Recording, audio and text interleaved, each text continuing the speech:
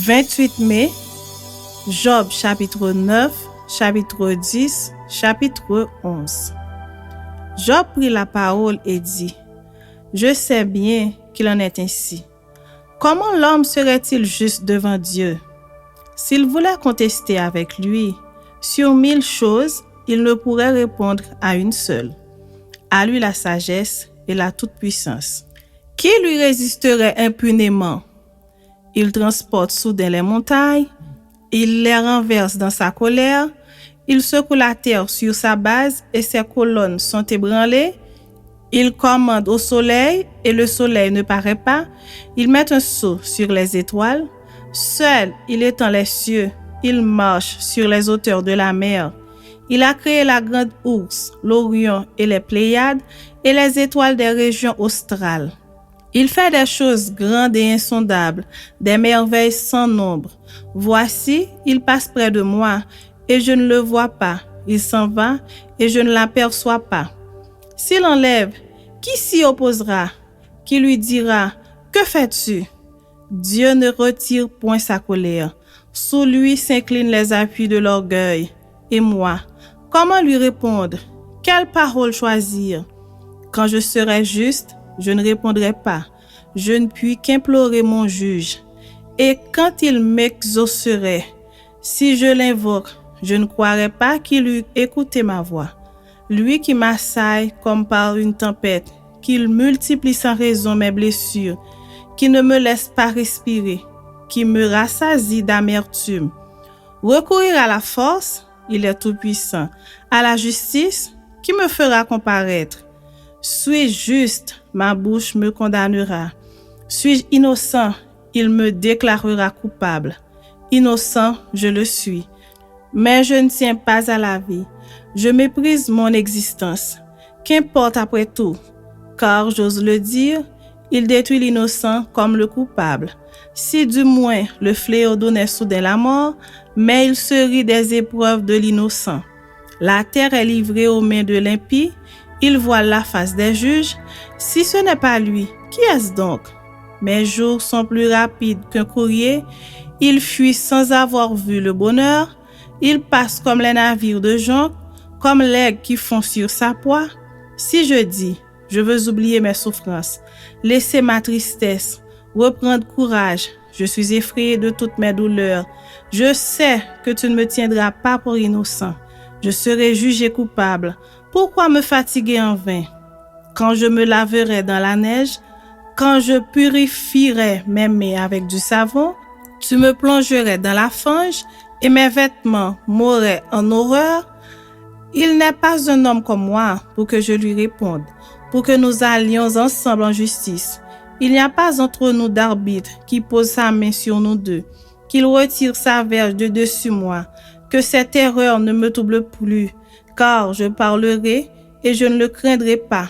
Autrement, je ne suis point à moi-même. Chapitre 10.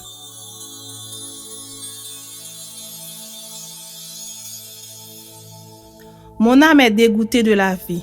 Je donnerai cours à ma plainte, je parlerai dans l'amertume de mon âme. Je dis à Dieu, ne me condamne pas. Fais-moi savoir pourquoi tu me prends à partie. Te paraît-il bien de maltraiter, de repousser l'ouvrage de tes mains et de faire briller ta faveur sur le conseil des méchants? As-tu des yeux de chair? Vois-tu comme voit un homme? Tes jours sont-ils comme les jours de l'homme et tes années comme ses années? Pour que tu recherches mon iniquité, pour que tu t'enquières de mon péché. Sachant bien que je ne suis pas coupable et que nul ne peut me livrer de ta main. Tes mains m'ont formé, elles m'ont créé, elles m'ont fait tout entier et tu me détruirais. Souviens-toi que tu m'as façonné comme de l'argile. Voudrais-tu de nouveau me réduire en poussière? Ne m'as-tu pas coulé comme du lait? Ne m'as-tu pas caillé comme du fromage? Tu m'as revêtu de peau et de chair. Tu m'as tissé d'os et de nerfs. Tu m'as accordé ta grâce avec la vie. Tu m'as conservé par tes soins et sous ta garde. Voici néanmoins ce que tu cachais dans ton cœur. Voici, je le sais, ce que tu as résolu en toi-même. Si je pêche, tu m'observes. Tu ne pardonnes pas mon iniquité. Suis-je coupable? Malheur à moi. Suis-je innocent? Je n'ose lever la tête. Rassasié de honte et absorbé dans ma misère. Si j'ose la lever, tu me poursuis comme un lion. Tu me frappes encore par des prodiges. Tu m'opposes de nouveaux témoins. Tu multiplies tes fureurs contre moi. Tu m'assailles d'une succession de calamités. Pourquoi m'as-tu fait sortir du sein de ma mère? Je serais mort et aucun œil ne m'aurait vu. Je serais comme si je n'eusse pas existé et j'aurais passé du ventre de ma mère au sépulcre. Mes jours ne sont-ils pas en petit nombre? Qu'il me laisse, qu'il se retire de moi et que je respire un peu, avant que je m'en aille pour ne plus revenir dans le pays des ténèbres et de l'ombre de la mort, pays d'une obscurité profonde, où règne l'ombre de la mort et la confusion, et où la lumière est semblable aux ténèbres. Chapitre 11.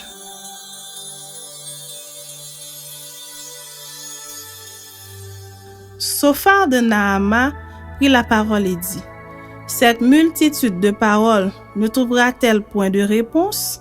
Et suffira-t-il d'être un discoureur pour avoir raison? Tes vains propos feront-ils taire les gens? Te moqueras-tu sans que personne te confonde? Tu dis: ma manière de voir est juste et je suis pur à tes yeux.